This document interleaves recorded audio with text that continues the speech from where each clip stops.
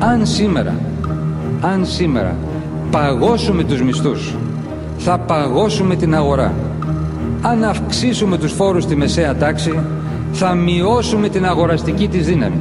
Θα βαθύνουμε την ύφεση, θα μειώσουμε τα έσοδα του κράτους και θα επέλθει ο φαύλος κύκλος της κατάρρευσης.